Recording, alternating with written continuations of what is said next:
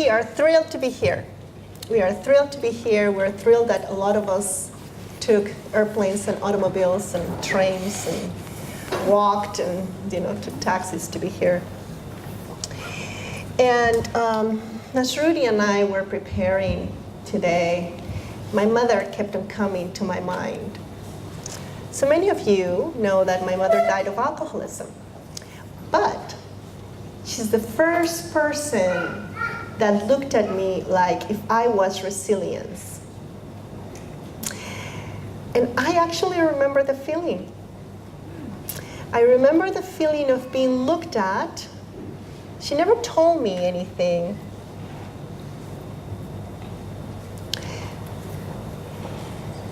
But she looked straight in my soul. And somehow, I remember feeling well.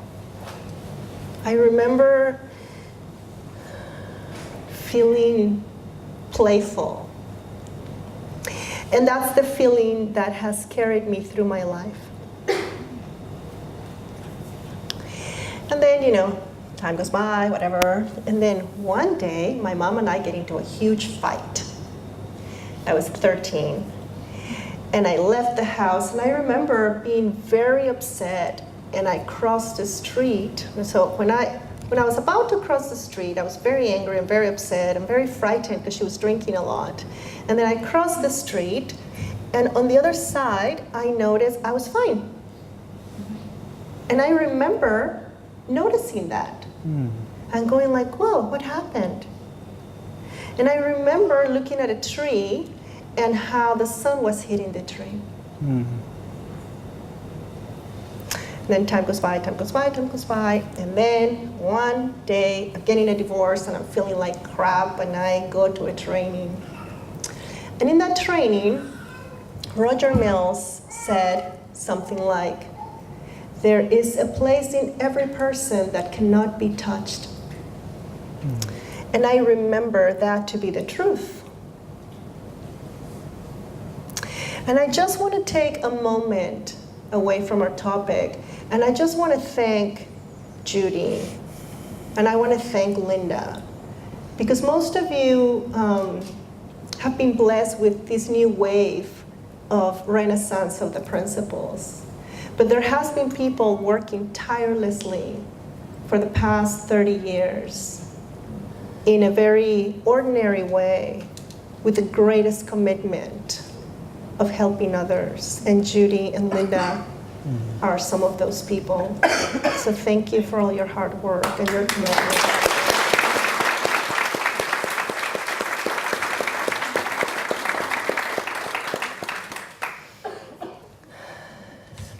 So Roger says, there is a place in you that can be untouched, and I wake up at a cellular level. And I was like, yeah, that's true. I know that to be true. And I remember crossing the street, and I remember my mother seeing that in me, beyond me. And that created a path in my life and in my career that was unexpected. And so throughout time, one of the things that I'm most grateful about is knowing that I do not have to be afraid of what happens in my life.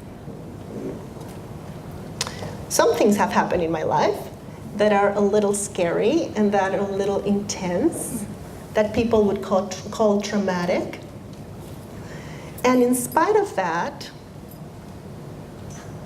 I am able to feel hope and love and fun. And so today, as Rudi and I were preparing, we were asking each other, what do we really want? What were we hoping to share with you? And what we're hoping to share with you is that there's hope. And you don't have to be afraid of life. And you don't have to work hard. That even if you think a lot, and even if you think you don't get it, and even if you worry, can't break it. You can't break what you are. And so we hope that we take you in a little trip of discovery.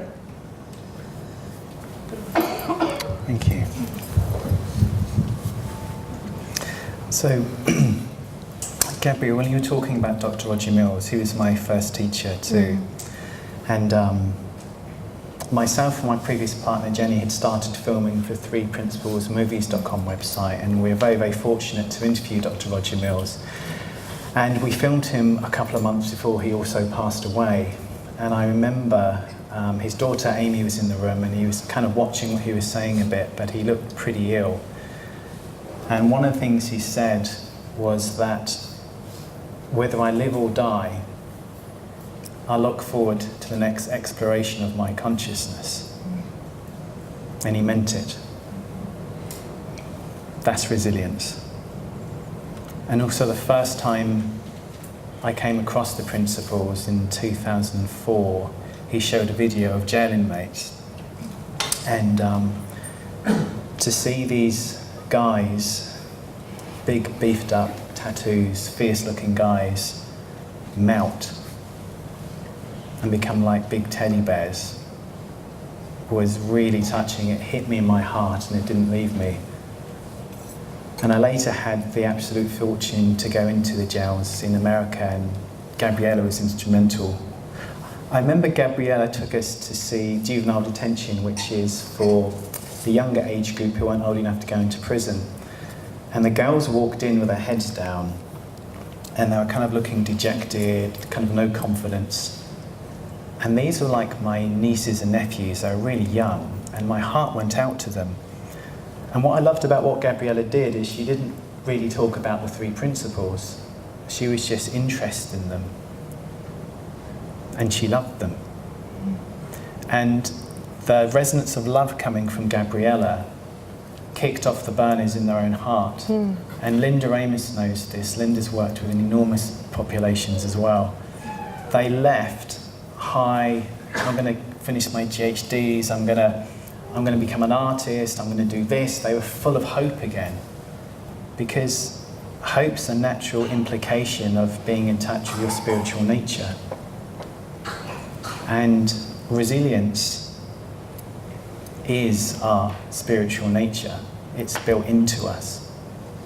We all have it personally, but it's this force, this impersonal, universal, linking power behind everything. Like one metaphor is,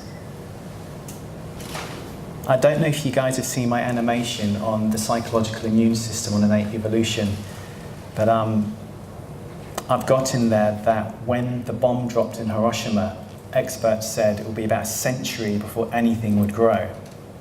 Guess what happened? Within a month, red karna flowers sprouted from the epicenter. Flowering cherries blossomed the following year. Now nature is resilient. We're not part of nature. We're not part of nature. We are nature. We are nature. We are this universal mind. We're not part of it. We're not connected to it. We are it. Walking around looking human. Well, That was good. So this universal love, this universal power, this force, if you're into the Star Wars, I like the metaphor of the force, this force is within all of us and is us. So we can't but be resilient. It's not possible for us not to be resilient because we're made of that same stuff. So this same stuff, we don't personally have resilience. We are resilience being human. And it operates through the mind, through the cognition, through our psychology, but it's before all of that.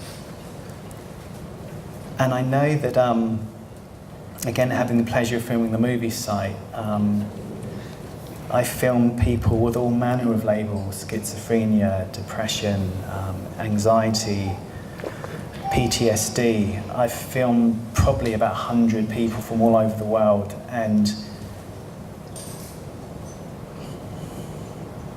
they've got in touch with that.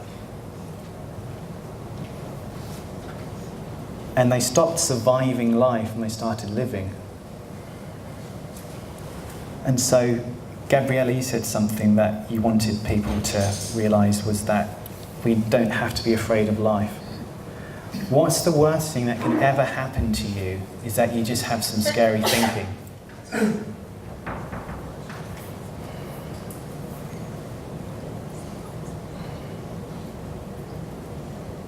And my fiancée here, many of you, Jules, many of you have seen her story. She calls it innate intelligence. But whatever word you want to use, we're it. Rudying and Gabriela-ing. Trudy, no, that's good. That's real. So, to think that we're broken is what the word says, what the sentence says. It's we have thoughts, like Judy beautifully pointed out, we have thoughts of being broken. But thinking you're broken is like looking up into the sky. It's like I was in Hawaii recently and there was a hurricane. It was pretty scary, the weather was pretty scary, but under no circumstances did I think the hurricane was going to break the sky. Because the hurricane's passing through the sky. Our emotional experience, our thought-based experience, our mental experience is just that. It's passing through this sky of consciousness which we are. And this sky of consciousness can't be broken because we're it. It's all just energy. Anyway. So we were going to ask you, how many people are new and this is their first conference? Raise your hand. Okay, good, great. Okay, thank you. Okay, thank you, sweetie. There are some young people. So happy they're here. So, it's something, right, at first when you're living your life, right, like a young person, and then all of a sudden, you can start creating this idea that this happened to me. Therefore, that means something. It means that I'm impacted, or I've had a trauma or something, right? And sometimes, some of us have gone to professionals that wanted to help us. And in their intention of wanting to help us, they've said, we have to work very hard to overcome whatever. And as we consider this, we really start having the feeling of brokenness. Has that ever happened to you? Yeah. And so then, all of a sudden, you start discovering that that's an illusion. The brokenness is an illusion. And the fact is that every moment that comes to be experienced by you has a new possibility of hope. And for us to experience our wholeness. And that there is nothing that you can experience on this life that would actually break your essence, your spiritual essence, the material of what you are. Mm-hmm. And I love that we don't have to do anything for this to be a fact. We don't even need to know the principles, because my mom didn't know the principles. Me as a little girl, I didn't know the principles. But there was this knowing when she looked at me that I knew she knew about me. But it's not only me, you see. There are not only a few special people. We're all special. And all of creation is special. And all of nature is special. Because the very essence of life is wellness.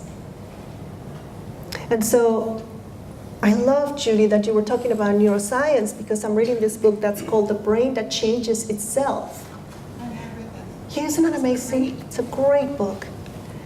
And so what it explains is that whether you want to or not, and even if you suffer tremendous trauma, your brain will find a way.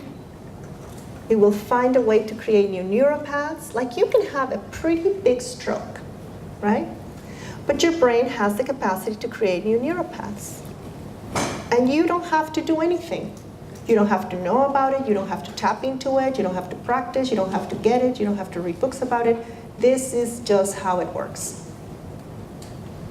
And so what I love most, and probably the reason why I decided to share the principles with the world, is because there is something to understand that you don't have to get anything about the principles, you don't have to tap into the principles, you don't have to create a space about the principles, you don't have to forget your thinking, you don't have to let it pass. You have a certain function of wisdom. Universal divinity, I like that word. Divinity is alive and well. And there's nothing that you have to do or practice for that to be a fact.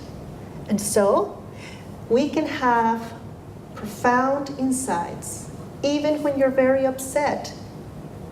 It's just the way it works, because it's the very nature of life.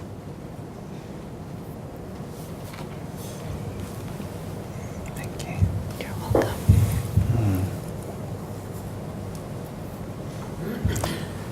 I love what Gabriela said, because you don't have to learn anything for this to be as it is. I think in my mind, personally, the 3 principles doesn't put you in touch with this.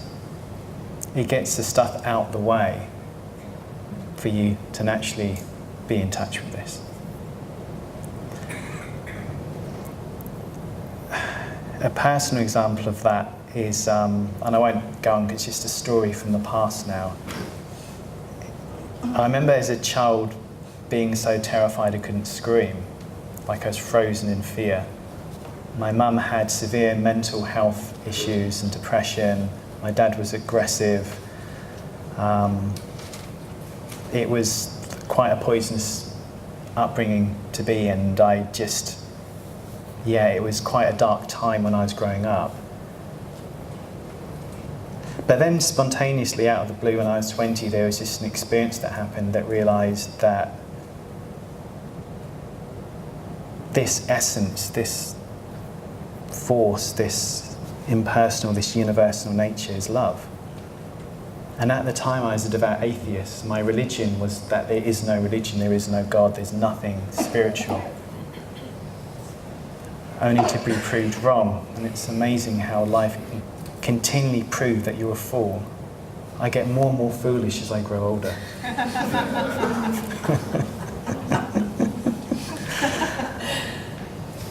But just spontaneously, I hadn't picked up a psychology book, like I didn't know anything about the principles, but gravity is going to work whether you believe in it or not. It's just a pre-existing, interwoven in the fabric of reality. And this resilience, or this power, is just a fact of life. It's interwoven in the fabric of reality. So we're that.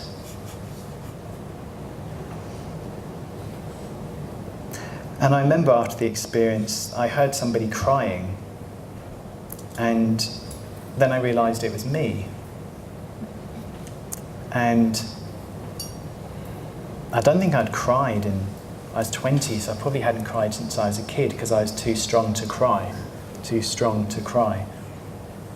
Because when that love touches you, it just has to find its way out, and so you can't help but feel it.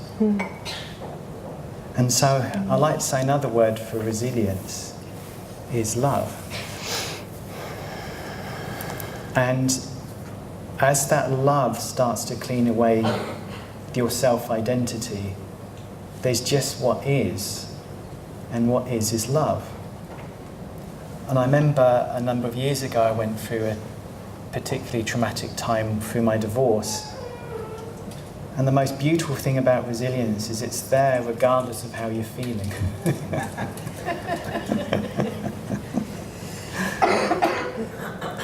Because it's not feeling a particular way, it's having the freedom to feel, having the freedom to feel.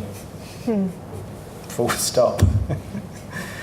And in the act of no action, guess what? It moves through. So this innate ability we have for the human experience to be just moving through like the clouds in the sky of consciousness just reveals the sky of consciousness. And then you're kind of in love for nobody, for no reason, that just is.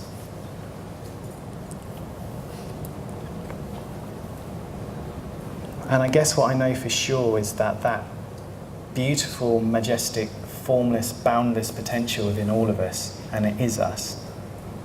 And I love Jack Prensky's quote, and I always get this wrong, so I'll do my best. Maybe he should say it. You are love, peace, and wisdom with the ability to create the illusion that you're not. Or something like that. That's a Rudi Kennard. That's Rudi Kennard's kind of cut down version of Jack Prensky's quote there.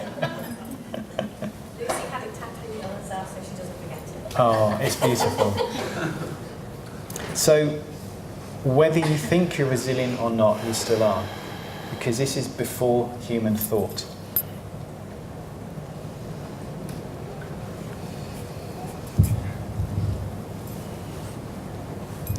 Do you have any comments? Would you like to ask any questions? Be brave.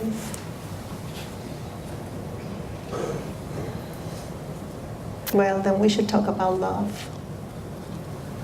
Let's talk about love. Do you want to talk about love? Good. So, for those of you that don't know, Linda Ramos was my supervisor. Linda, raise your hand.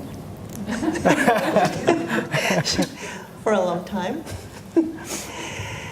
And one day, after 8 years of teaching 3 classes a day for every week, I thought, I'm just going to love these people. I mean, I've loved them all along, but I just thought my primary work, job, duty was to love these people. I'm just going to love them.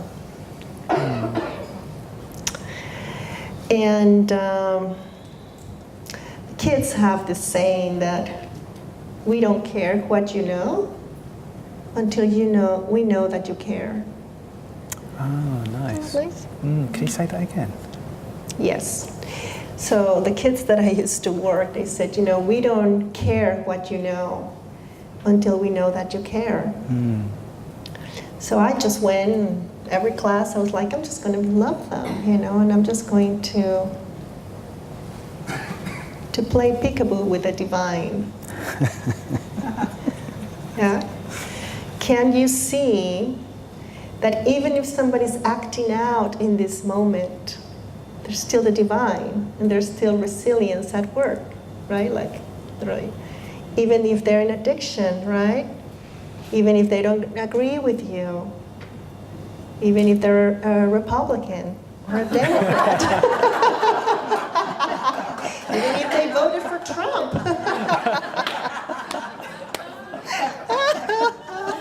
I have a personal experience of that. But it's something, right? It's something because we all have these limits of oh yeah, we can see through thinking, but if your husband votes for Trump, that's the end of your understanding. So can you love them? Can you see that they're the principles in action, even if they do something like this? I mean, in the States, this is a big deal. So, so I just started playing with this idea. Can I see that even if somebody's being rude to me, their resilience at work and the principles in action and their divinity? Even if they have different customs that I do, or different language that I do, or different politics that I do. Or if they've relapsed with depression. And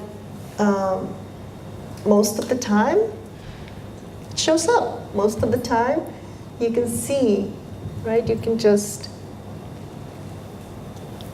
it's kind of like, the behavior is like the holding of the hands, and then sometimes our understanding is kind of like, oh, there it is. There's the divine again. And so I discovered something. I discovered that the more I could see resilience and divinity, the principles in action, the less worried I was about trying to change them or trying to teach them the principles so they could change. Or trying to show them that it was just their thinking, because I relaxed into it and I did not have an agenda to try to change them. And so in this moment, in spite of the behavior, can we, this is just verbiage, but can I see their health? That was like a little game that I played with myself. And what that does today in coaching and in other settings is it relaxes me, because I know that this is not up to me. And I know this is not up to the person, because this is what we are. So there's just a great sense of relaxation when we see that. We have 3 minutes. What's the time? Okay. So, I think that's us, isn't it? Can I have another 5 minutes? Another 5 minutes. Once we start doing it. Oh, okay. This may sound strange, but when you said, this is who we are, if we buy in so much to who we're not, thinking that's who we are, thinking, do I need to say that again? Thinking that's who we are. But if you've got a human cupcake and you take the cherry off and you get rid of the chocolate coating, you get rid of the wrapper and you get rid of the sponge, in the middle, who we are isn't any of that stuff. We're just a spark of the divine who think ourselves into amnesia to who we are. And the rest of it is just all made up. And I think for me, like I had a coaching client from Latin America, and I did an online intensive, and the last half an hour all we did is look at one another, and she got teared up and started crying, and I got teared up and I started crying, because it was just a communication of love. And what I noticed the first time I saw Sydney Banks is he just exuded love. He was like a, you go to the heath when you've got cold hands, you kind of warm your hands up. He just exuded love. And it didn't really matter what the man said, and goodness knows, I had no idea what he was talking about. But there's something called sympathetic resonance. So if you've got 2 tuning forks and you hit one fork, the resonance of that sets the other one off without even touching it. The essence, the resonance of the 3 principles is love. And it's the resonance that sets off the resonance of love within other people. So don't worry about how to teach it or the right way to teach it or the words of it. It goes back to our experience with Gabriela with the girls in juvenile detention. The resonance of love is the principles to me. And with that resonance, anything is possible. The impossible becomes possible, because we live in this majestic, boundless consciousness, and we're that.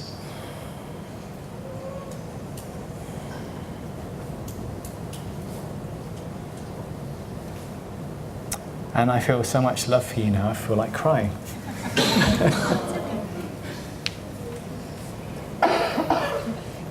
Before I embarrass myself, I'm going to pass it over. So thank you so much for hanging out here with us and sharing your love with us. And that's it. Thank you. Thank you.